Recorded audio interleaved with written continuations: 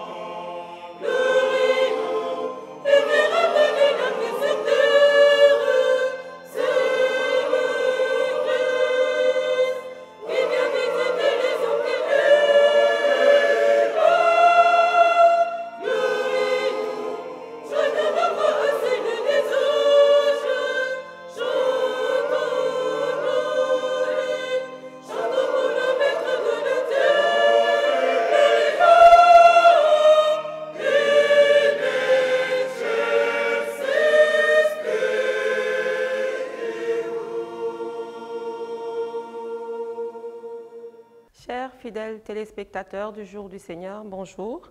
Bienvenue à notre rendez-vous thématique marial, 7e émission de la rubrique Magnificat. Aujourd'hui, dimanche 1er janvier 2023, l'Église fête en ce jour la Sainte Marie, Mère de Dieu. Aujourd'hui, nous avons comme invité un prêtre omis et une laïque très engagée dans la mission mariale. Je m'en vais vous les présenter. Mon père. Merci beaucoup.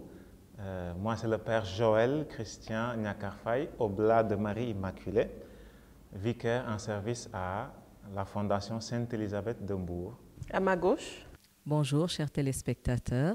Très bon dimanche à vous dans le Christ. Je me présente, Madame Nessem, Rosemary Bampassi, au niveau de la CEB Divine Miséricorde de Mermoz, mais comme l'a dit notre sœur Cynthia, engagée dans la marche avec la Vierge Marie.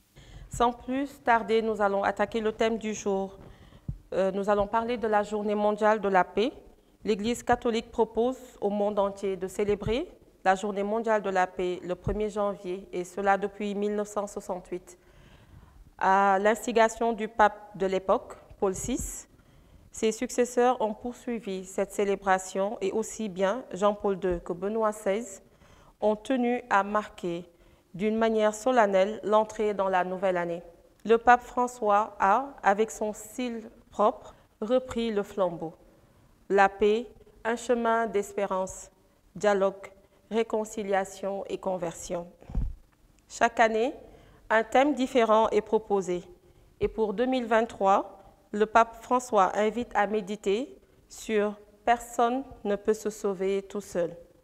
Le thème est précisé ensuite par « Repartir après la Covid-19 » pour tracer ensemble des sentiers de paix. Nous allons revenir sur ce thème. Nous ne pouvons pas ne pas parler de sotériologie sans passer par la christologie. Cette matière est vague, mais pourquoi la christologie, mon père? Pourquoi la christologie? Simplement, en partant du nom de Jésus, nous savons que c'est un nom qui signifie que le Seigneur sauve. Voilà pourquoi on ne peut pas parler de la sotériologie, on ne peut pas parler du salut sans pour autant ne pas parler de la christologie. Donc, déjà quand on commence à parler du salut, surtout en ce qui concerne le Nouveau Testament, nous parlons déjà, nous faisons une certaine christologie qui veut dire un discours sur le Christ, une réflexion, une prière aussi si on veut, sur le Christ, sur qui il est, sur comment il nous sauve et sur jusqu'où il va dans ce dessein de salut de Dieu. Voilà, christologie que nous faisons peut-être chaque jour sans pour autant nous rendre compte que nous sommes en train de la faire, mais qui doit impacter, comme je le dis souvent à mes étudiants, à Cynthia plusieurs fois, que ça doit impacter notre quotidien, ça doit impacter vraiment notre vie et de manière positive parce que nous sommes tous orientés et voués à ce salut que le Seigneur est venu nous apporter en ce temps de Noël, justement, lui qui est le sauveur du genre humain. On va plus loin avec, comme je disais tantôt, le thème du pape. Personne ne peut se sauver tout seul. Nous sommes d'accord que oui, Christ sauve. Mais entre nous, avec tout ce qui se passe, déjà il a parlé de la Covid-19 et je pense plus loin dans sa lettre de la guerre en Ukraine.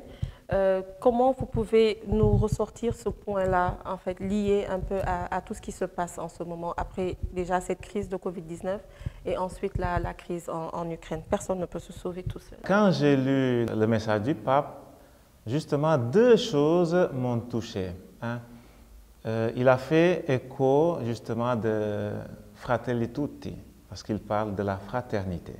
Deuxième mot qui m'a touché, c'est ensemble, qu'on a mis entre guillemets, justement pour dire que le salut n'est pas une affaire individuelle ou individualiste. Il s'agit toujours d'une relation.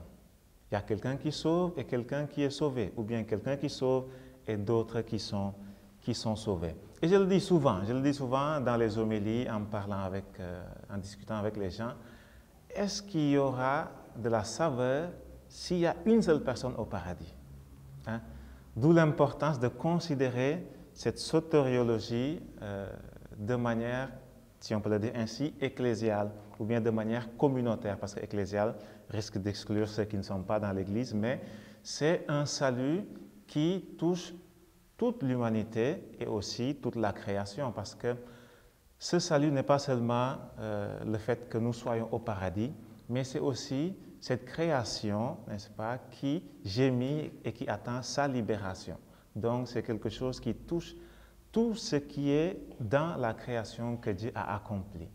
Alors, la relation encore avec la Christologie, c'est que le Christ, dans ce salut qu'il est venu nous donner, il passe par l'incarnation. Et ce salut n'est pas au niveau platonique, mais c'est quelque chose qu'on vit concrètement. Et justement, la Journée mondiale de la paix est une invitation à vivre de manière concrète le salut, de vivre de manière vraiment palpable cette paix, parce que cette paix n'est pas seulement une paix, seulement une parole, mais c'est à travers des gestes concrets, à travers une caresse, à travers des mots qui apaisent, des mots qui pacifient. Il est important de considérer cette paix, n'est-ce pas, pas seulement comme une absence de guerre, parce que la paix que le Seigneur nous donne, il nous le dit dans l'évangile de Saint Jean, « Je vous donne ma paix. Je ne vous donne pas la paix à la manière du monde, mais je vous donne ma paix. » Cela veut dire que ça va au-delà de l'absence de conflit et l'absence de guerre. C'est dommage que l'Ukraine et la Russie soient en guerre. Moi-même, cela m'a fait poser beaucoup de questions. Je me suis posé beaucoup de questions en me disant, est-ce que vraiment, moi, là où je suis, je recherche cette paix entre la Russie et l'Ukraine? Et honnêtement, au début, je ne recherchais pas cette paix parce qu'il n'y avait pas cette considération que c'est une paix qui regarde toute l'humanité. C'est quand j'ai lu cette lettre que je me suis dit, ah, attention. Au début, je me disais, hein, pour me protéger, pour protéger le Sénégal, vous êtes en train de faire votre guerre là-bas. Faites-la là-bas, je vous en supplie, ne venez pas nous fatiguer parce qu'après, c'est nous qui allons subir les conséquences, l'inflation et autres, n'est-ce pas? Et après, je me suis dit, non, après avoir lu la lettre du pape, il ne s'agit pas de dire, faites votre guerre là-bas, parce que c'est une chose, c'est une paix communautaire qu'il faut rechercher ensemble. Là, nous allons parler de la solennité de Marie, Mère de Dieu. Pourquoi et comment expliquer à ceux qui ont du mal à accepter ce dogme? Juste simplement, hein, et parce que beaucoup se réclament de Christ, mais peu se réclament de la Vierge, alors qu'il faut arriver à une mariologie. Parce que, d'accord, on commence par la christologie parce qu'il était avant, mais comment passer de cette étape de christologie, cette étape christologique à l'étape mariologique? Christologie et mariologie difficilement séparables.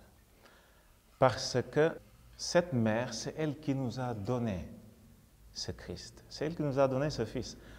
Dieu l'a regardé, l'a contemplé et s'est réjoui de cette dame. Et à travers cette dame, il nous a donné son Fils.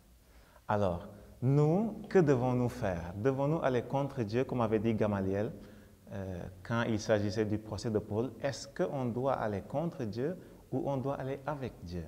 Voilà. Nous sommes appelés à aller avec Dieu, à entrer dans son projet de salut. Et ce projet de salut nous donne cette mère si simple, cette mère si effacée. Mariologie, on ne peut pas parler de mariologie sans pour autant ne pas faire allusion à la christologie. Parce que la base de la mariologie, c'est justement la christologie. Comment comprendre cette relation? C'est simple. Il ne faudrait pas aller dans les discours compliqués, le concile d'Éphèse, n'est-ce pas, là où on a parlé de Marie comme Théotokos, celle qui a enfanté Dieu, hein? Et c'est un dogme qui a été reconnu par l'Église. Mais la relation, essayons de faire un tout petit peu ce que j'aime dire l'incarnation. Comment comprendre cette relation entre la mariologie et la christologie, ou bien la sotériologie et la mariologie? C'est de comprendre, d'essayer d'entrer dans cette relation entre Jésus et sa mère, c'est-à-dire des personnes concrètes qui ont vécu. Comment est-ce qu'on comprend cette relation?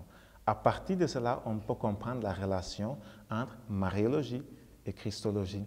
Parce que la mariologie, c'est quoi? C'est le discours sur Marie. Et la christologie, le discours sur le Christ. Donc, comment parler de Marie? Comment parler de Jésus si on ne connaît pas d'abord cette relation qu'ils ont l'un, n'est-ce pas, avec l'autre. La première relation, c'est une relation, si je peux le dire ainsi, charnelle, parce que Marie reçoit en son sein ce fils. Ce fils qui a pris chair, comme on va l'entendre dans la deuxième lecture, qui a pris chair d'une femme, cette femme, la Vierge Marie. Cette femme qui lui a donné l'éducation, donc une relation intime, une relation de mère et de fils. Cette relation qui a amené jusqu'au pied de la croix, Jésus nous dit, à l'apôtre Jean, voici ta mère et voici ton fils. Donc cette sotériologie, vraiment, c'est à comprendre de manière vraiment simple avec la mariologie. On ne peut pas, comme je l'ai dit, faire la mariologie sans pour autant ne pas parler du Christ, parce que tout ce que Marie fait est en relation avec son Fils. Pensons à tous les dogmes. Aujourd'hui, nous fêtons Sainte Marie, Mère de Dieu. Luther, n'est-ce pas, nous dit, dans son commentaire au Magnificat, il nous dit que c'est le titre le plus grand, Sainte Marie, Mère de Dieu. Mais que ça englobe aussi tous les autres titres, tous les autres dogmes. Quatre dogmes fondamentaux de la mariologie sont sa conception virginale, l'Assomption, Marie, Mère de Dieu, la virginité perpétuelle de la Vierge. Et tout cela, on voit que ce sont, si on peut le dire, un privilège, une grâce, mais une grâce qu'on ne se donne pas soi-même. Elle n'a pas dit, l'ange ne lui a pas dit, tu es comblé de grâce parce que tu as fait telle et telle chose. Non, tu es comblé de grâce parce que le Seigneur l'a voulu ainsi. Voilà, il l'a voulu ainsi. C'est une grâce. Donc, moi, je vois la simplicité de cette dame, une simplicité vraiment déconcertante devant toutes les personnes qui cherchent à la combattre. Mais on fait la paix et on voit en cette dame une dame pacifique qui désarme tout le monde. Et après, je dis, déjà, c'est le premier dogme. C'est comme 1 plus 1 égale 2. Marie, Mère de Dieu. Si on n'accepte pas ce dogme, ça veut dire qu'on n'accepte pas Jésus en tant que Dieu, au final. En fait. Moi, je vais revenir un tout petit peu avant. Pourquoi refuser à Marie ce privilège? C'est Dieu qui lui a donné ça. Pourquoi refuser à Marie cet honneur? Pourquoi, permettez-moi d'être un tout petit peu plus scientifique, pourquoi vouloir aller contre la vérité? Parce que c'est une vérité de foi, c'est une vérité effective. Marie a mis au monde Jésus, et Jésus est le Fils de Dieu. Jésus est Dieu, 1 plus 1 égale 2. Donc, Sainte Marie, Mère de notre Seigneur et Dieu, Jésus-Christ. Cela ne veut pas dire, comme le dit très souvent notre évêque, Monseigneur Benjamin, cela ne veut pas dire que nous adorons Marie. Non, elle est notre mère. Nous la recevons comme notre mère parce que le Seigneur nous l'a donnée comme mère. Mais il faut aussi dire qu'elle est mère de Dieu. Elle est Théotokos. Il y a eu beaucoup de discussions parce que, justement, on n'a pas voulu d'abord se laisser toucher par cette humilité de Dieu qui naît d'une femme, n'est-ce pas? C'est ce qui fait que, par conséquent, on prétend refuser à Marie cet honneur d'être Théotokos, d'être mère de Dieu. Mais je crois qu'une fois qu'on accepte que Jésus s'est incarné, il est pleinement Dieu et il est pleinement homme, et que c'est Marie qui l'a porté dans son sein et a enfanté, alors 1 plus 1 égale 2. D'accord. Si les téléspectateurs remarquent un peu, on a insisté sur la christologie. En fait, juste pour dire que vous avez un peu sauté cette étape dans votre présentation. Il faudra revenir pour expliquer aux gens pourquoi on insiste sur la christologie. Je suis professeur de christologie au Centre Saint-Augustin, en première année de théologie, mais aussi pour les laïcs.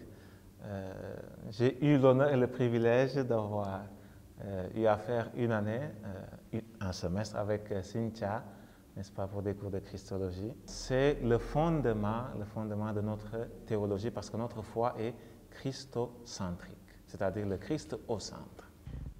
Donc pour la seconde question, il nous faut parler essentiellement en ce jour de Marie, Reine de la paix. On a dit paix, paix, paix, mais Marie aussi reine de la paix. On vous laisse développer et ensuite je me retourne vers notre sœur, Madame Nessem. Marie, reine de la paix. Une petite analogie. Si ma mère, si moi je suis le Père Joël, je suis devenu le Père Joël, souvent on dit à ma mère, tu es la mère du Père Joël.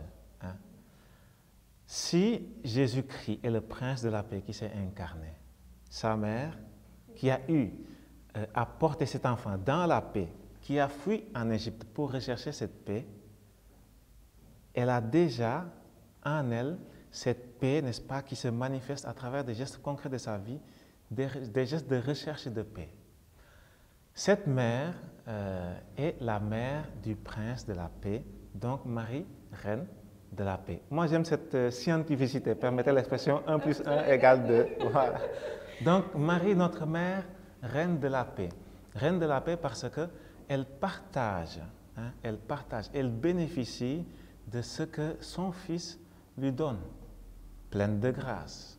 Lui qui est le prince de la paix, il ne peut pas ne pas vivre dans la paix avec sa mère. Hier, Sainte Famille, qui a vécu sûrement dans la paix parce qu'il y a le prince de la paix. Et ce rayonnement du prince de la paix est un rayonnement qui touche aussi la vie de Joseph et la vie de Marie. Donc cette mère qui nous a été donnée, reine de la paix, nous enseigne aujourd'hui que nous sommes appelés, nous aussi, à incarner cette paix, pas seulement à la demander, à parler, mais aussi à incarner cette paix. Et voyons la vie de Marie. C'est vraiment important de parcourir cette vie de Marie et de nous dire comment elle a vécu cette paix, où est-ce qu'elle a vécu cette paix, n'est-ce pas? Cette fuite en Égypte, c'est aussi la recherche de la paix pour elle, la paix pour ce prince de la paix, n'est-ce pas, qui est en danger à cause de l'agressivité de Hérode, n'est-ce pas? Ça montre que, voilà, elle est dans cette dynamique de recherche de paix. Et elle continue, n'est-ce pas, à nous enseigner cette recherche de paix en nous disant, aux noces de Cana, faites tout ce qu'il vous dira, parce que, comme je l'avais dit, la paix, ce n'est pas l'absence de la guerre, mais c'est aussi cette dose de joie qui continue.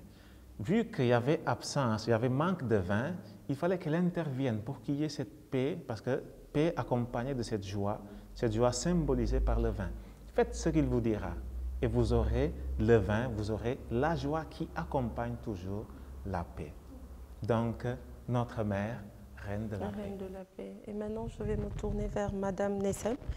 Le prêtre disait tout à l'heure, incarner cette paix dans notre quotidien. Je vais vous demander comment vous la percevez-vous déjà dans votre quotidien et plus loin encore dans votre ministère personnel. Merci beaucoup, Madame Semedo, Cynthia. Merci beaucoup au Père Joël pour ce bel éclaircissement, en souhaitant à tous les spectateurs une très belle année 2023, qui est justement sous la dédicace de la Vierge Marie, reine de cette paix. Comme le disait Père Joël, nous ne pouvons pas faire autrement qu'en ayant cette paix. Nous ne pouvons pas faire autrement et avoir autre chose qu'en suivant la Vierge comme elle a vécu. Parce qu'en parlant de la Vierge, surtout pour nous les femmes, pour nous les mamans, nous essayons d'être à son école, de la suivre, mais aussi de l'imiter. Parce que nous avons vu, nous avons compris que cela n'a pas été juste une histoire dans la vie, que cela n'a pas été juste quelque chose qui a été créé, inventé pour ameubler un peu notre vie. Non, cela a été une réalité. Cette femme, elle a été là, bien vivante, avec son fils pour justement apporter cette paix. Et c'est pourquoi nous essayons, pour pouvoir avoir cette paix, avoir nos familles à l'image de cette sainte famille, parce que, comme nous le disons surtout en Afrique, la femme, c'est elle qui tient le foyer. Donc Marie, au milieu de son foyer, qui a été quand même tumultueux, elle a eu des moments qui ont été très durs, certainement quand nous imaginons un peu comment ça s'est passé depuis l'Annonciation, une jeune fille à qui un ange vient lui annoncer donc ce changement, ce grand trouble dans sa vie, ce n'était certainement pas facile à l'époque. Elle a accueilli de quelle manière? Dans la paix. Elle a accueilli dans la paix. Elle n'a pas été, comme on dit dans le quartier, pour ameuter le quartier. Ce qu'elle a fait, comme nous savons aussi le faire les femmes. Elle a accueilli dans la paix. Elle a tout simplement cheminé, on imagine comment elle a pu cheminer avec la paix de Dieu jusqu'à la demeure de sa cousine Élisabeth, à qui elle est venue. Elle ne lui a pas annoncé, mais par l'effet de l'Esprit Saint, la cousine Élisabeth a su qu'elle était venue lui apporter une bonne nouvelle dans la paix. Et donc, toute cette paix-là, c'est tout un accompagnement, c'est tout un cheminement jusqu'à l'arrivée de son fils, qui est, comme on dit, le prince de la paix. Et nous pouvons juste imaginer l'ambiance qu'il y avait là où ils étaient allés avec Joseph pour la naissance, pour l'arrivée de son fils. Comment il y avait certainement du bruit tout autour. Il n'y avait pas de place. Mais en toute quiétude, ils sont allés dans un endroit calme pour l'arrivée de cet enfant, toujours dans la paix, toujours dans le calme. Donc nous ne pouvons pas aller chercher un exemple ailleurs pour avoir cette paix. Et c'est pourquoi nous essayons tous les jours de notre vie de l'imiter. Oui, le Père Joël l'a dit, ça aurait été peut-être là, nous préparons des mariages, des fêtes. On va vous dire, oui, voilà, votre fils, c'est lui qui était en train d'organiser tout ça, et ça va être des histoires. Et nous, encore, les femmes, on allait se lever, mais laissez-le en paix, laissez-le tranquille, il va gérer. Non, elle a tout simplement dit, faites tout ce qu'il vous dira. Et voilà, elle est allée parler aussi à son fils, et les choses se sont réglées, toujours dans le calme. Si nous ne suivons pas cette mère, si nous ne suivons pas son exemple dans la vie de tous les jours, qui pouvons-nous suivre d'autres? Donc, il est important à chaque fois d'essayer de nous remettre. Il est vrai que notre chair nous rattrape. Nous sommes des êtres humains, donc la vie nous rattrape, les problèmes nous rattrapent dans la vie, mais il faut apprendre à nous remettre à elle. À chaque fois que ces moments difficiles arrivent, de retourner vers elle, de prendre, et c'est là où il est important, en faisant le chapelet, de nous rappeler un peu toute l'histoire de sa vie avec son fils. Donc, à chaque fois que nous avons des problèmes, des moments difficiles, nous pouvons faire un appel à une méditation du chapelet, à un mystère de ce chapelet, pour pouvoir prier avec elle et revenir, reprendre des forces et repartir de plus belle. En tout cas, moi, c'est comme ça que je le vis. Mais quand il y a aussi des moments de joie, il ne s'agit pas de se retourner vers cette sainte famille-là que quand il y a des moments difficiles. Quand il y a des moments de joie aussi, prendre un mystère de ce chapelet pour aussi encore dire merci et repartir de plus belle, parce qu'ils sont là pour nous donner cette force, pour nous donner cette paix qui peut changer beaucoup de choses. Il l'a dit tout à l'heure, le Père Joël, c'est pas parce qu'il y a une guerre en Ukraine qu'il y a des problèmes en dehors de notre maison, en dehors de notre quartier, en dehors de notre pays, que nous nous disons, voilà, nous allons tout simplement essayer de protéger cette paix-là. Mais comme on le dit, quand la maison de ton voisin brûle et que tu n'as pas aidé à éteindre ce feu-là, tu peux être à peu près sûr que ce feu, il va venir chez toi. Donc, quand il y a un problème ailleurs, nous essayons de prier pour que cette paix, elle soit complètement mondiale. Aujourd'hui, nous le disons depuis, nous vivons dans un monde planétaire, un village planétaire. Donc, nous sommes tous appelés à être ensemble et très proches. Et c'est pourquoi il est important de continuer à prier cette paix. Et le prince de la paix, elle est la reine de la paix. Nous essayons tous les jours d'être aussi, comme nous le disons, les héritiers du trône, d'être dans cette même famille. Donc nous devons essayer de porter cette paix. En tout cas, tous les jours de notre vie, en tant que mère de famille, en tant qu'épouse d'abord, en tant que membre de nos différentes communautés, en tant que citoyen du Sénégal et du monde entier, nous ne pouvons que chercher cette paix et leur demander de nous inculquer au plus profond de nous-mêmes cette paix intérieure d'abord. J'insiste encore sur votre ministère personnel parce que, comme j'ai fait tout à l'heure, j'ai piégé le Père pour son poste au centre. Je vais encore insister sur votre ministère. Donc, vous allez un peu revenir sur votre engagement et tout. Et puis voilà, un peu revenir sur ce que vous donnez comme artisan de paix au niveau de votre ministère. Voilà, merci. Je pense qu'il y a beaucoup de choses encore à faire. Cette paix, comme je l'ai dit en finissant, il faudrait d'abord que nous-mêmes, nous puissions avoir cette paix intérieure. Donc moi-même, je continue encore à vouloir cultiver parce qu'on se dit on n'a jamais assez fait. Il nous arrive parfois d'avoir des réactions ou bien d'avoir des comportements qui ne confessent pas le nom de Dieu, comme on dit, et qui ne confessent pas donc cette paix-là. Donc d'abord avoir cette paix intérieure avant de se dire qu'on va la donner aux autres. Et ça, c'est un cheminement, ça, c'est tout un travail à faire d'abord personnellement. Et c'est en voulant faire ce travail-là, donc la Vierge et moi, c'est une longue histoire, parce que voilà, une histoire d'amour, une histoire de cheminement avec elle, à la recherche de la grâce de la maternité. Ce cheminement-là avec elle, ça a commencé par là, et c'est pourquoi je suis très engagée avec la Vierge et que je veuille la donner aux autres. Parce qu'elle a beaucoup de cadeaux. Hein. On est encore dans l'octave de Noël. Il y a beaucoup de cadeaux à recevoir et elle a beaucoup de cadeaux à donner. Et c'est pourquoi il est important de partager avec tout le monde. Toutes les personnes, en tout cas, qui sont proches de moi, toutes les personnes que je connais, parfois que je ne connais même pas, mais qui, par le hasard de Dieu, fait que nous nous rencontrons. Je partage. Parce qu'il y a beaucoup de bénéfices de cheminer avec cette belle dame. Et donc, pour moi, tout récemment, la dernière trouvaille que j'ai eu à faire personnellement, c'est d'être auxiliaire de la Légion de Marie. Voilà, c'est ma dernière trouvaille pour suivre la Vierge. Mais auparavant, étant membre d'une communauté qui s'appelle la communauté Jeune Espérance et qui est dédiée à la Vierge, donc nous prions beaucoup la Vierge, nous intercédons beaucoup avec elle.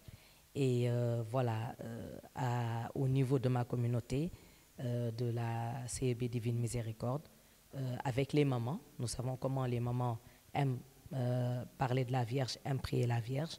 Nous avons continué avec ce cheminement-là, avec la Vierge. Au niveau de la communauté Jeune Espérance, nous avons eu à faire la marche Poponguine, dont Madame Semedo a eu à découvrir et à aimer et à continuer à cheminer. Donc, nous avons demandé à suivre la Vierge. Pourquoi ce cheminement avec Poponguine? Étant plus jeune, nous le faisions. Nous faisions la marche pèlerinage, mais après un moment, un peu de relâchement, appelé à faire d'autres choses. Mais il y a eu des moments vraiment de troubles intenses au Sénégal où justement la communauté, à l'époque, les évêques ont eu à nous remettre une prière à la Vierge de Poponguine. Donc, il s'agissait à chaque fois de demander à tout le monde de faire cette prière. Et moi, personnellement, j'avais dit, OK, si tout se passe bien, nous aimons bien faire ce genre de « je te donne, tu me donnes », ce que nous ne devrions pas faire.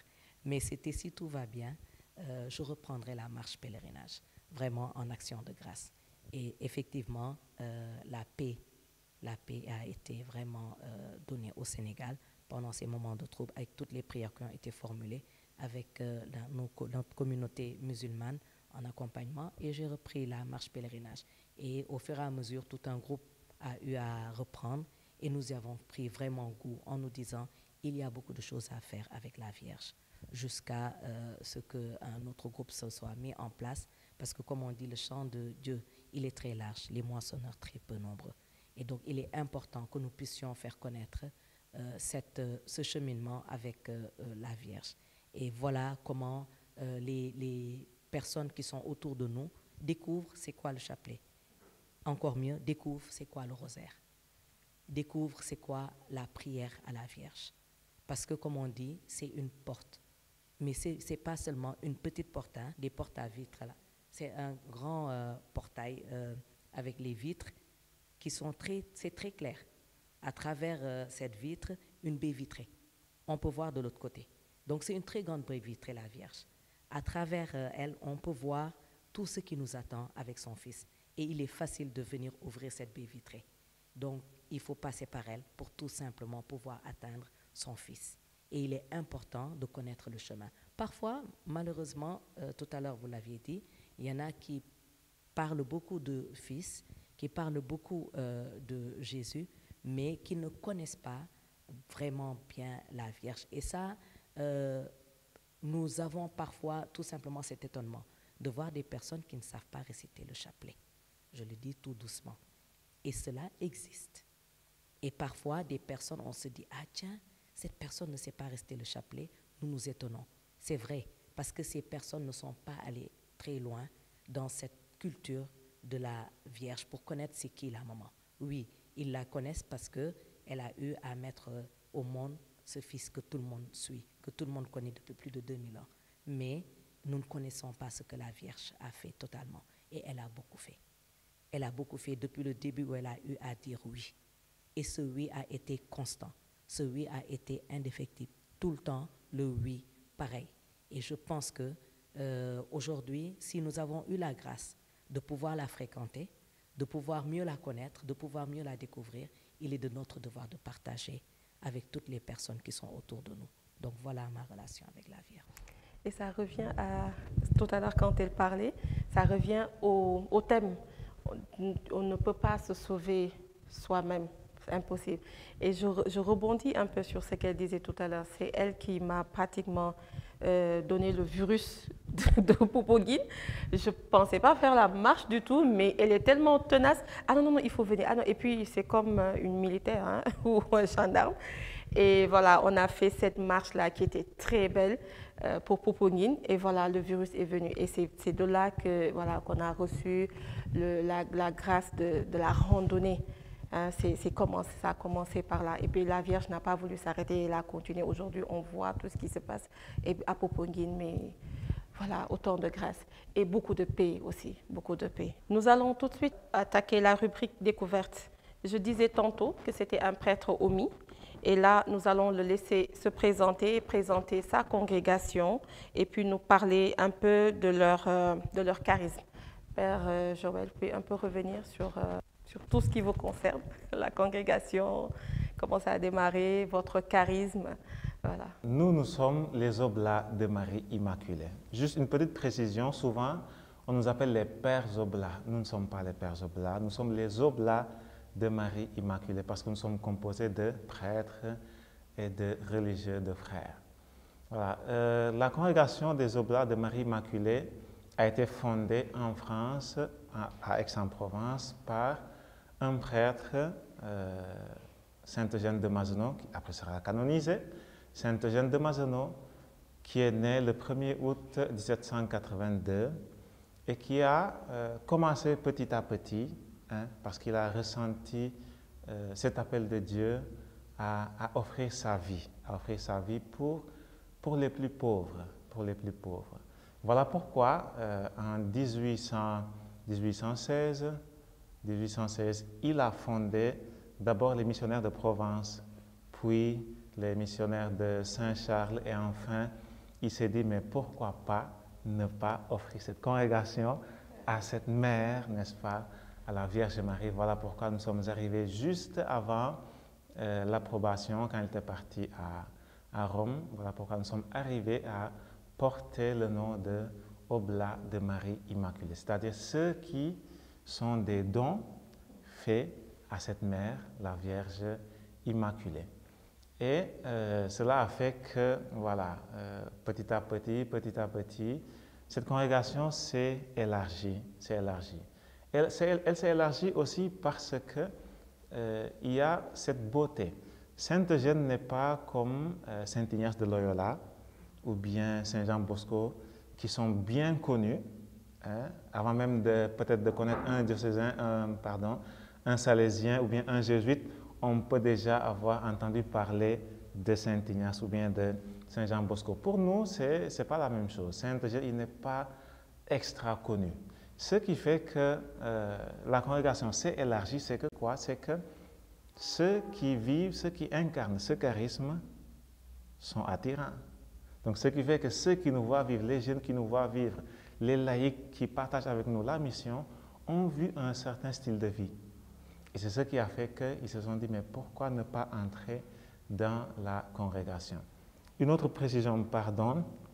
Nous avons eu le congrès du laïcat cette année et on a voulu ne plus, en parlant de la congrégation, parler seulement des oblats, frères ou prêtres.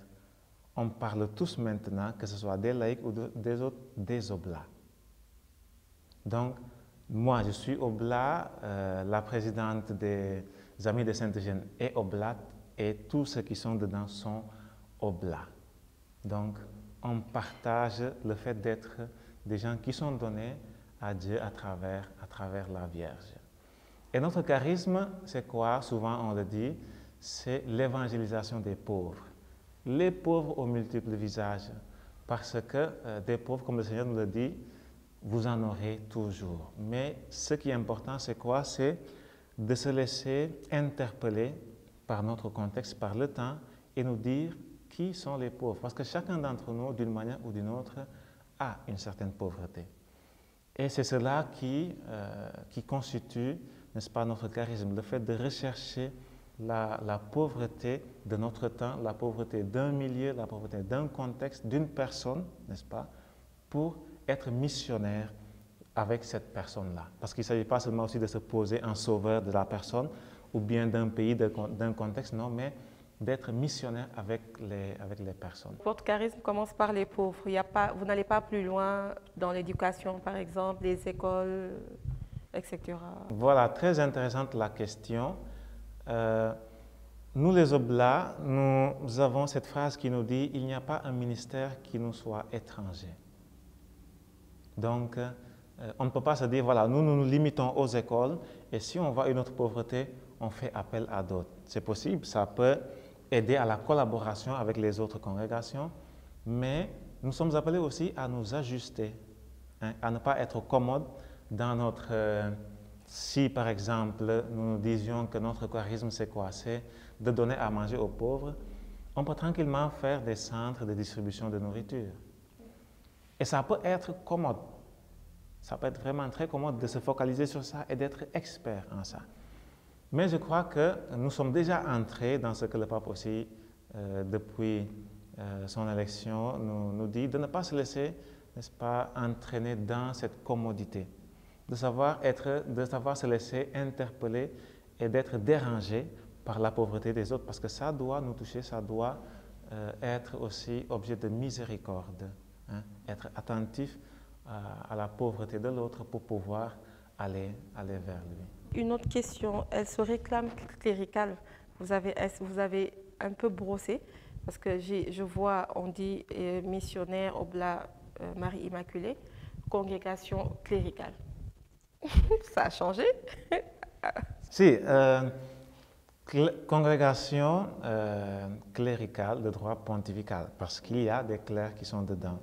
Si, mais ce n'est pas pour dire que, voilà, comme c'était avant on avait ce qu'on appelait les frères converses, qui n'étaient pas tellement bien considérés. Et ce n'est pas seulement chez nous, mais c'est au niveau de l'histoire de l'Église. Donc ceux qui n'étaient pas prêtres étaient considérés un tout petit peu à un niveau inférieur. Voilà.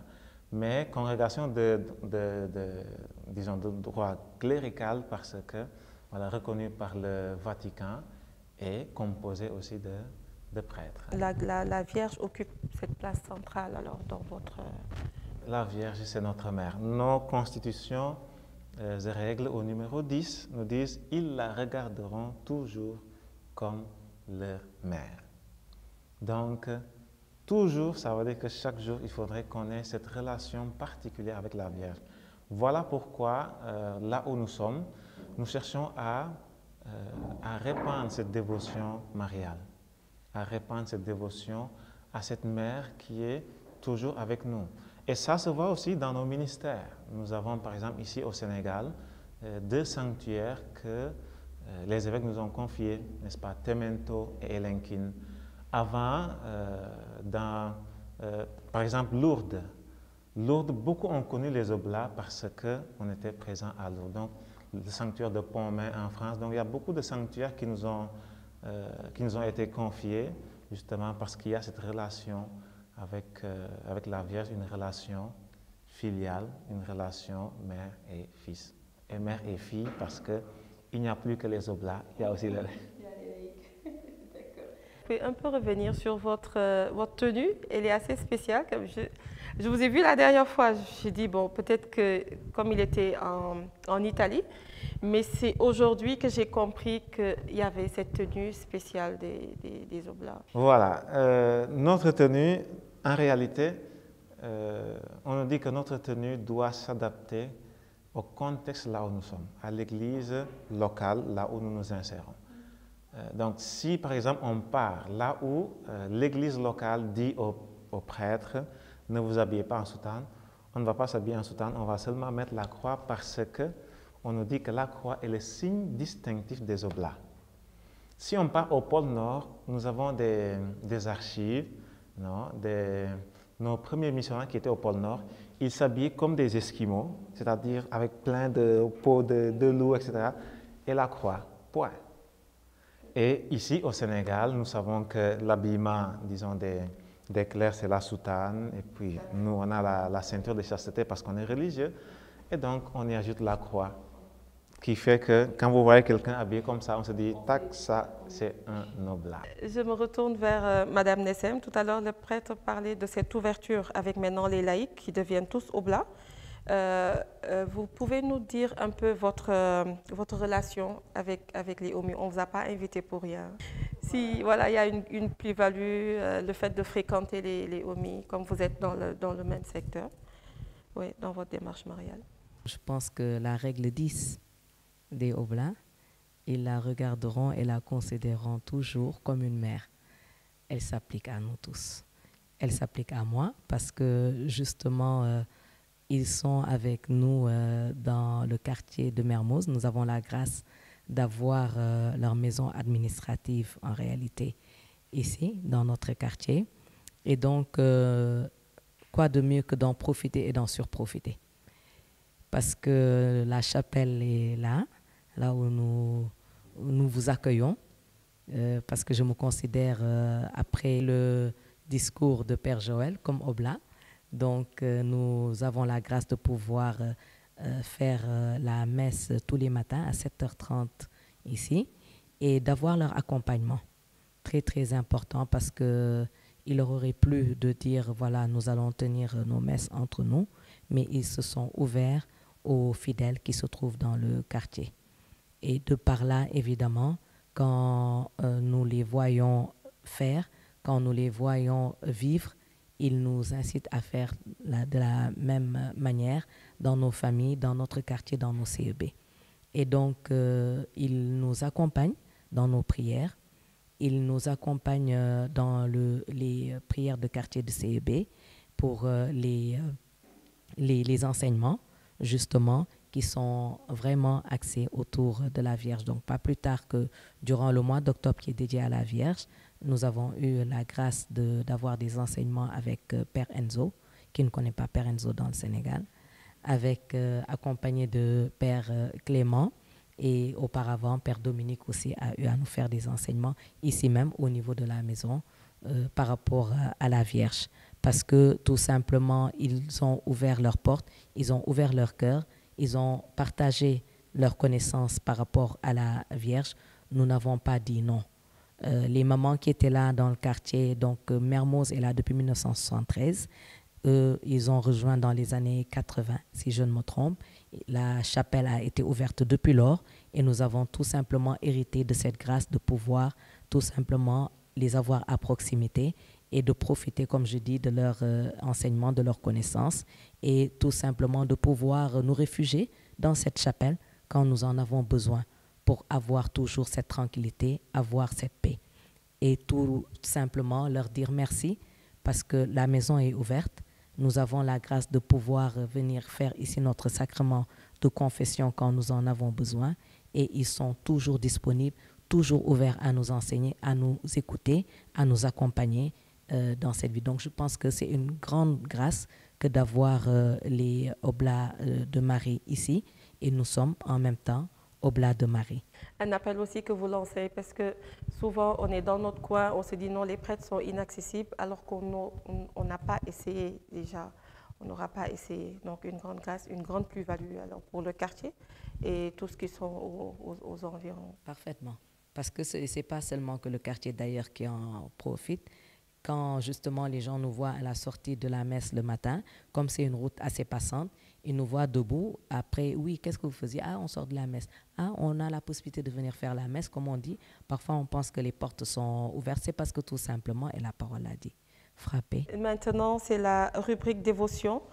Je vais aborder une question assez sensible qui parle de la tradition de nos cultures et j'irai même plus loin en parlant de RTA, c'est-à-dire les religions traditionnelles africaines. Et allons parler en se basant sur nos expériences personnelles. Le père Joël Faye Serrer et Madame Nessem, à ma gauche, Mancagne, on sait qu'on a nos bis personnels. Mon père, est-ce que vous pouvez un peu revenir sur ça? On voit quelqu'un qui a son chapelet et en même temps continue à faire sa tradition. On ne dit pas que non, mais voilà. Nos religions traditionnelles avec cette dévotion que nous sommes appelés à avoir, cette dévotion mariale, mais aussi un peu plus en avant avec cette foi. Personnellement, je crois qu'il y a deux choses qui me permettent, en tout cas moi personnellement, de comprendre cela, de comprendre le fait que quand ça chauffe, je ne veux pas dire on s'oriente, mais on se désoriente ailleurs. On se désoriente ailleurs. Je vois ça selon deux éléments, parce que c'est ce que j'ai étudié, c'est ce que j'ai approfondi. Un, c'est au niveau de la christologie, c'est-à-dire la théologie, la question de la foi, et deuxièmement, au niveau de la psychologie. En psychologie, on sait que quand il y a des moments troubles, on part se réfugier, on part chercher secours sur ce qu'on considère être solide, ce qui permet au moi de résister, de ne pas s'ébranler. Et donc, ce qui fait que je me dis, c'est parce que peut-être il n'y a pas eu ce moi assez solide au niveau psychologique, mais aussi un moi que je ne veux pas séparer de la religion, de la foi. Parce que notre moi, notre foi, doit être aussi assez solide pour que, quand ça chauffe, parce que ça chauffe, voilà, ça chauffe, ça, il ne faut pas qu'on pense que voilà, la foi, c'est toujours dire Amen, les choses sont toujours nickel. Il y a des moments d'épreuve. Et quand ces moments d'épreuve viennent, qu'est-ce qui est important? C'est de se dire et de savoir est-ce que je suis consistant psychologiquement et au niveau de la foi? Hein?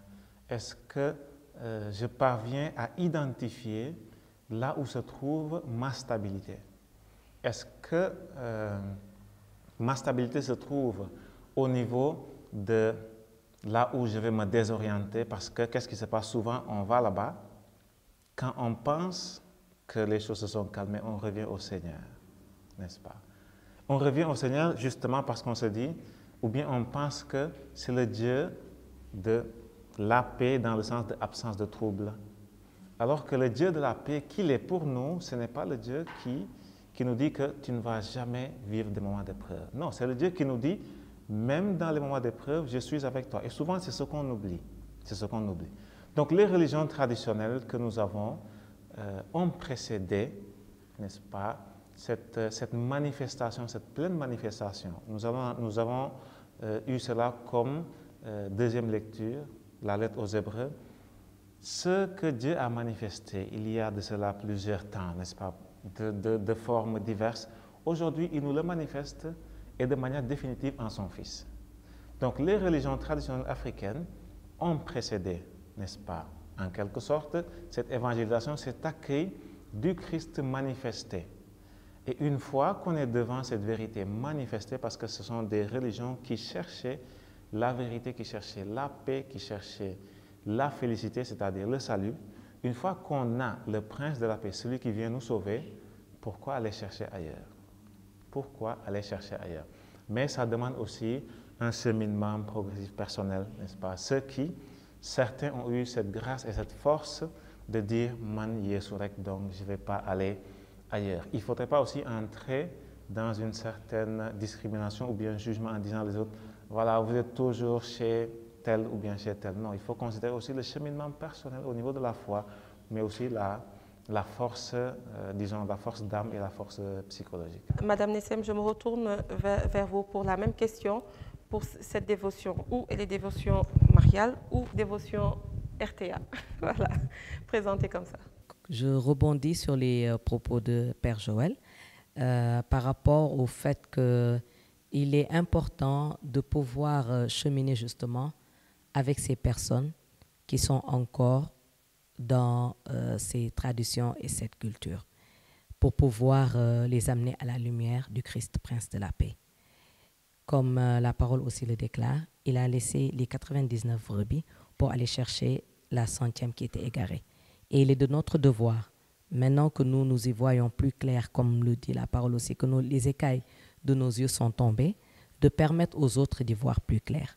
Je pense que c'est le pape François qui en avait parlé en faisant la relation un peu avec notre religion, notre foi et nos cultures et traditions. Le Père Joël l'a rappelé, auparavant, avant de découvrir Jésus, ce Jésus qui nous a sauvés, de découvrir tout ce qu'il a pu nous apporter depuis plus de 2000 ans, nous avions ces cultures-là et cette tradition. Et si nous faisons, je parle de ce que je maîtrise un peu plus, la tradition et la culture mancagne, si nous faisons un peu la relation, nous voyons comment ces gens avaient cette religion à travers cette culture et ces traditions. Donc, ils n'avaient pas autre recours, ils n'avaient pas autre repère, ils avaient leur repère, ils avaient leur culture, ils avaient leur tradition. Et quand nous allons un peu plus loin, en essayant de découvrir le pourquoi de ces pratiques, le pourquoi de ces comportements, nous comprenons. Parce que j'ai eu à le vivre durant le décès de mon papa, avec les cérémonies à faire. Je suis quelqu'un qui pose beaucoup de questions. À tel enseigne que maman, parfois, elle me dit, ne pose pas de questions, fais seulement. Je lui dis, non, je ne vais pas faire seulement, je veux comprendre pourquoi. Et en essayant de comprendre, effectivement, notre lanterne est éclairée. Et nous comprenons pourquoi nos communautés font ces pratiques-là. Il y a toujours une explication, et parfois qui est très liée à la religion. Mais malheureusement, ces pratiques et cette culture, parfois, elle est orale. Elle n'est pas écrite. Et donc, nous savons comment la communication, elle peut être transformée, elle peut être biaisée d'une personne à une autre. Et vu qu'il n'y a pas beaucoup d'écrits, maintenant, les écrits sont en train de se mettre en place.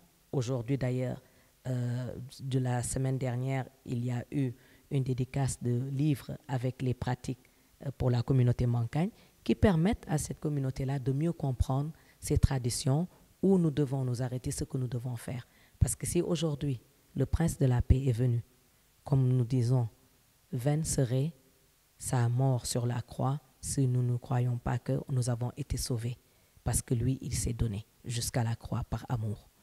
Et pourquoi aller chercher ailleurs? Si nous avons des problèmes, si nous avons des soucis, si nous devons dire merci, retournons-nous vers lui, c'est plus simple. Il est vrai que la tradition, la culture, c'est la racine de toutes nos personnes, toutes nos communautés, et nous savons à qui nous appartenons. Cette appartenance, elle est importante pour une personne parce que cela vous permet d'avoir tout simplement un repère.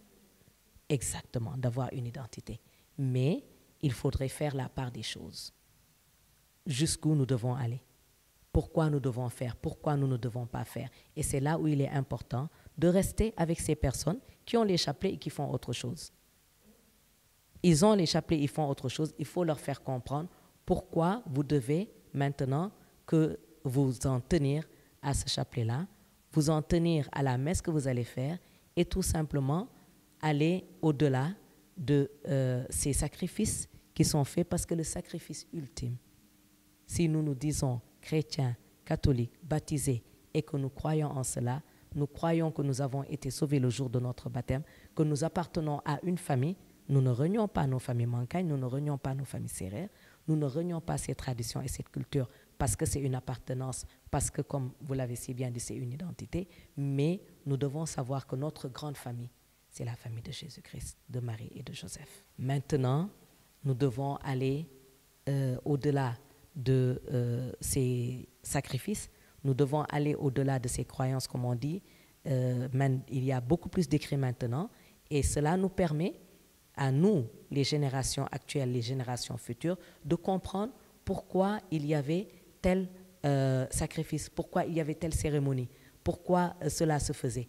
Et en faisant la corrélation, en faisant la comparaison, nous allons comprendre que maintenant, voilà, nous avons quitté le plan A pour aller vers le plan B et nous irons jusqu'au plan Z. Mais tout cela, il l'a dit aussi tout à l'heure, le Père Joël, c'est un cheminement. C'est un cheminement, c'est une acceptation de ces personnes âgées qui ne connaissaient que cela, de leur faire comprendre qu'aujourd'hui les choses ont changé. Vous avez été, certains ont été baptisés, ont eu leur sacrement très tard, parce que justement, ils ne connaissaient pas. Déjà, le fait d'être passé à cette étape, elle est importante, ce qui veut dire qu'ils ont accepté certaines choses. Maintenant, c'est les générations actuelles et les générations futures de plus accompagner ces personnes pour leur faire comprendre, voilà, vous avez été sauvés. Aujourd'hui, il a parlé de Temento. Quand nous allons dans les villages éloignés, quand nous allons dans certains pays, vous arrivez, vous annoncez Jésus, on vous dit c'est qui le gars là? Marie, c'est qui la bonne dame? On ne connaît pas.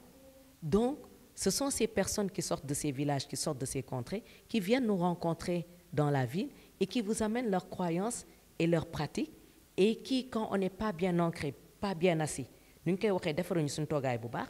mais ils vont venir vous mettre dans le trouble parce que vous n'avez pas, justement, approfondi. Aujourd'hui, vraiment, on rend grâce à Dieu qu'au Centre Saint-Augustin, qu'on puisse recevoir des laïcs pour la formation, parce que tout simplement, quand nous nous arrêtons au niveau de la confirmation, le catéchisme, on s'en arrêtait à ça. Après, on va chercher des licences en mathématiques, des masters en ressources humaines et tout ce que vous voulez. Et notre master pour la Bible, il est où? Nos diplômes pour approfondir nos connaissances, ils sont où? Et c'est pourquoi on est vite troublé par certaines pratiques, voilà, par certaines activités que nous ne connaissons pas, parce qu'après, on n'arrive pas à faire la part des choses. Mais quand maintenant, nous avons l'opportunité d'approfondir notre connaissance en Christ, d'approfondir notre connaissance par rapport à notre foi, notre théologie, nous avons le devoir et nous avons le droit d'aller parler à ces personnes et de pouvoir les récupérer à la grâce de Dieu. Nous sommes à notre 4e rubrique, la rubrique témoignage. Je me tourne vers Madame Nessem. Vous disiez tantôt que votre relation avec la Vierge était un peu spéciale. Vous pouvez un peu plus en parler aux téléspectateurs? C'est une histoire que j'aime bien raconter parce que très spéciale et qui vraiment me tient beaucoup à cœur parce que voilà, mariée maintenant à la grâce de Dieu, voilà, nous avons eu à célébrer nos 25 ans de mariage, action de grâce.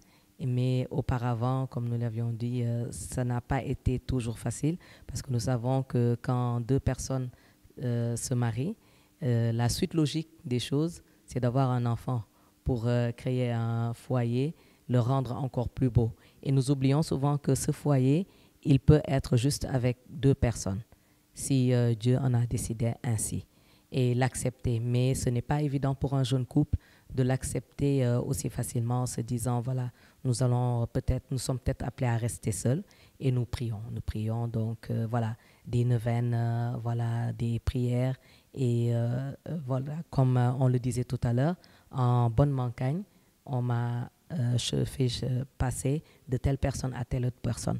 Donc quand j'ai été fatiguée de tout ça, j'ai dit ok, d'accord, merci, vous êtes bien gentil, mais j'en veux plus. Voilà, je vais continuer moi mes prières, je vais faire ce que je sais. Et une maman musulmane qui aujourd'hui a été rappelée à Dieu, paix à son âme, à l'époque m'a parlé de la Vierge de Fatima qui se trouve à la cathédrale, en me disant, tu sais, si tu vas là-bas, nous les musulmanes là, c'est une Algérienne, Mamie Leila, si vous allez là-bas, vous allez prier, nous quand on a des problèmes, c'est là-bas où on va. Je lui ai dit, mais nous, c'est à la cathédrale qu'on va, d'ailleurs à la messe en général. Et donc, comme ça, je me suis dit, ah oui, j'irai lui parler un peu plus souvent. Donc, quand on tourne en ville, faire des courses, je passe par la cathédrale. C'était en tout cas mon havre de paix. À chaque fois que je passais, j'allais voir la Vierge de Fatima et je lui déposais mes intentions, je priais. Quand c'était des moments un peu plus difficiles, en pleurant, on se met là-bas. Dans la joie, on se met là-bas. Et une fois, quand l'année où il y a eu des travaux, la Vierge de Fatima, la statue a été descendue du tabernacle, donc on l'a mise à côté. J'ai dit, ah tiens, aujourd'hui tu es descendue. Voilà, c'est bien. J'aurai l'opportunité de t'écrire une bonne lettre avec tout ce que j'ai dans le cœur et je te la dépose. Ce qui a été fait, je l'ai déposé au niveau de sa couronne. Et c'est cette même année, après 10 ans de mariage, que nous avons eu la grâce d'avoir un enfant. Elle a entendu la prière, elle l'a porté à son fils et la prière a été exaucée. Et comme on dit, Dieu, quand il donne, il n'est pas chiche, il donne. Les portes ont été ouvertes, d'autres sont arrivés à la grâce de Dieu. Et à chaque fois que nous prions, que nous lui demandons cette grâce de la maternité pour des personnes, comme on a dit, quand on l'a découvert, il ne faut pas la garder. Pour soi, il faut partager. À chaque fois, donc, c'est vraiment demander aux couples qui sont dans les mêmes difficultés d'aller la voir, de lui déposer leur intention, de prier avec elle, et elle répond toujours. Parce qu'elle envoie les prières à son fils, elle intercède et les prières sont exaucées. Et comme je l'ai dit avant, si les parents doivent recevoir cette grâce de la maternité, ils l'auront. S'ils ne l'ont pas, aujourd'hui nous avons la possibilité de voir des enfants qui n'ont plus la grâce d'avoir des parents aussi, de pouvoir les avoir de par ce lien-là d'adoption. Mais si vous êtes appelés aussi à rester seul, de dire merci à Dieu parce qu'au moins vous avez permis qu'il y ait eu cette union. Mais moi, par rapport à cette prière, la grâce a été entendue, a été donnée. Et tous les jours, c'est de lui dire, de continuer de lui dire merci, parce que c'est de continuer de lui présenter ces couples qui sont dans l'attente de cette maternité en lui disant le miracle que tu as eu à faire pour nous il y a 15 ans de cela, fais ce même miracle à travers l'intercession, que tu présentes ces couples, ces parents, futurs parents à ton fils pour qu'il puisse continuer vraiment pour sa plus grande gloire, à briller dans notre monde parce que, comme je le disais tout à l'heure, ils ont plein de cadeaux. Ils ont plein de cadeaux à nous offrir et parfois, nous ne nous limitons pas seulement à un seul cadeau. Parfois, il y a d'autres cadeaux qui sont à côté, mais nous n'avons pas le regard spirituel pour les voir, pour les ouvrir, les contempler et de se dire oui, nous avons demandé telle chose, nous n'avons pas reçu, mais à côté, vous avez reçu autre chose et il faut savoir dire merci et puis contempler ces cadeaux et se dire voilà ce qui a été réservé pour nous. Et depuis lors, c'est ce cheminement qui continue avec la Vierge, c'est ce cheminement qui continue avec son Fils et toutes les personnes qui sont autour de nous prient la Vierge et nous avons la grâce de pouvoir faire le rosaire parce que c'est une grâce, c'est pas évident. Mais il ne faut pas se dire je ne peux pas faire le rosaire. Il faut juste essayer et quand on a pratiqué, quand on a essayé, comme elle a dit, on y prend goût. On a essayé de faire de refaire la marche pèlerinage, on y a pris goût. Et donc, c'est en essayant qu'on y arrive. Il ne faut pas se dire que je ne peux pas. Il faut juste se dire je vais essayer avec la grâce de Dieu, avec l'intercession de la Vierge Marie, on y arrive. Et c'est pourquoi nous voulons tout simplement présenter ces futurs hommes qui vont venir au week-end des hommes le 18-19 février avec la communauté de Kër Moussa, la Vierge qui se trouve au niveau de Kër Moussa, qui les attend, la Notre-Dame de l'Espérance qui les attend toujours, qui les accueille pour vivre ce temps 18-19 février 2023 avec le thème « Je suis la résurrection et la vie ». Jean 11, 25. Vous y êtes tous invités et nous vous attendons avec Notre-Dame de l'Espérance qui est là, qui attend, les bras grands ouverts pour tous nous accueillir. Merci Madame Nessem pour ce témoignage qui fortifie, qui édifie. Nous sommes au terme de cette émission. Remercier le Père Joël qui a été très, très, très, très disponible. Il vous l'a dit tantôt dans sa présentation, il vient de Mbour. Et puis remercier aussi Madame Nessem, l'autre oblat. Et voilà, vous remercier à tout un chacun, vous qui nous suivez. Vous souhaitez les meilleurs vœux, une année de grâce, une année de paix, une année d'amour, mais une année vraiment, vraiment, vraiment de paix. Le Père l'a dit tout à l'heure, on peut être en paix au milieu des troubles, mais l'essentiel c'est d'accueillir la Vierge, l'essentiel c'est d'accueillir son Fils Jésus-Christ. Nous vous disons merci de nous avoir suivis et à la prochaine dans notre rubrique Magnificat.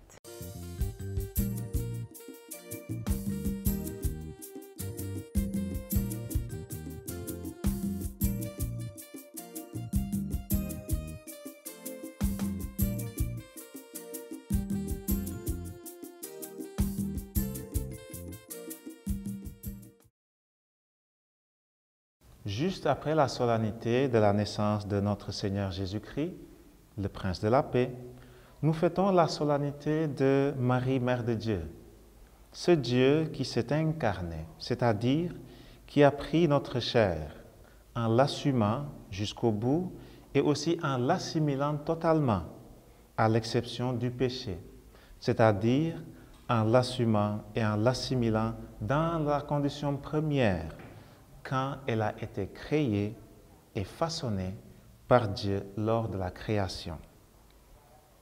C'est cette même chair, la nôtre, qu'évoque l'apôtre Paul dans sa lettre aux Galates, pour nous faire entrer dans la pleine conviction, par la foi, que nous sommes héritiers et héritières des bénédictions de Dieu.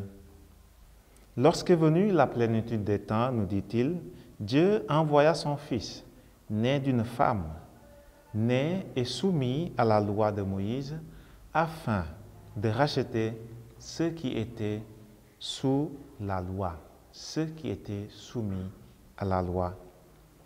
La loi en soi est profondément et fondamentalement appelée à prendre la direction de la promotion de la vie et de la félicité du genre humain et aussi celle de la création dans son ensemble. Il est donc important de considérer toute loi bien faite, ordonnée à la vie humaine, comme une aide et même comme une bénédiction de Dieu. Mais en Jésus, nous avons plus que la loi. Nous avons bien plus que Moïse. Nous avons la parole qui devient l'un de nous et est le signe que Dieu dit du bien de nous, comprenant le mot bénédiction scindé en deux, c'est-à-dire bene et dire, qui veut dire du bien de. Cette bénédiction est ce que nous rencontrons dans la première lecture, une bénédiction à travers l'imposition du nom de Dieu sur les Israélites. Bénédiction qui conclut le chapitre 6 du livre des Nombres, intitulé « Les lois diverses ». Ces lois que le Seigneur donne pour orienter son peuple en marche vers lui, en vue de le rencontrer et de se délecter de son visage rayonnant qui fait demeurer dans la paix. Cette paix, une paix désirée et recherchée par tout homme.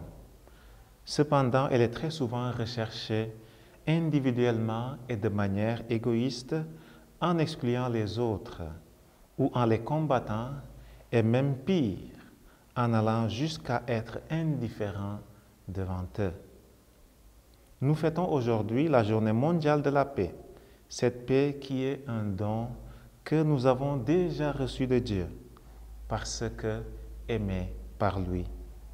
Rappelons-nous de l'hymne des anges, la nuit de Noël. Gloire à Dieu au plus haut des cieux et paix sur la terre que Dieu, aux hommes que Dieu aime.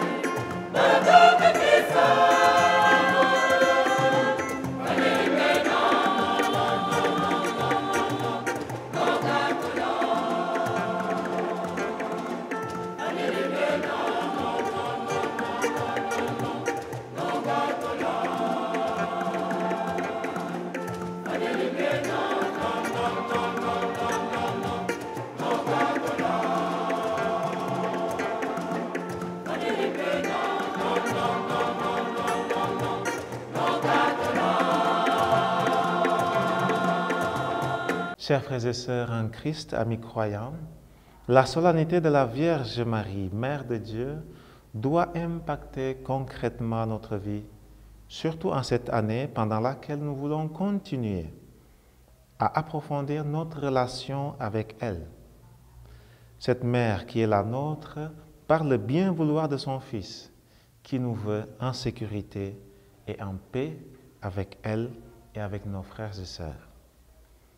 L'icône de la Visitation nous montre qu'elle vient à nous. Cependant, elle ne vient pas seule. Elle vient avec son Fils à notre rencontre, celui qui est le Prince de la paix. Cette paix qui demeure en chacun et chacune de nous. Une paix pas selon la conception du monde, c'est-à-dire absence de guerre, absence de conflit, mais une paix profonde, une vraie paix, accompagnée d'une joie sans fin, cette joie que nous retrouvons dans le Fils qui s'est incarné. Que cette joie et cette paix puissent demeurer en chacun et chacune de nous, surtout au début de cette année, et qu'elle nous accompagne tout au long de cette année, qu'elle nous accompagne dans nos moments d'épreuve, dans nos moments de difficulté, pour que nous puissions avoir la pleine conscience et la foi que le Seigneur est avec nous, qu'il ne nous laisse pas tomber. C'est le jour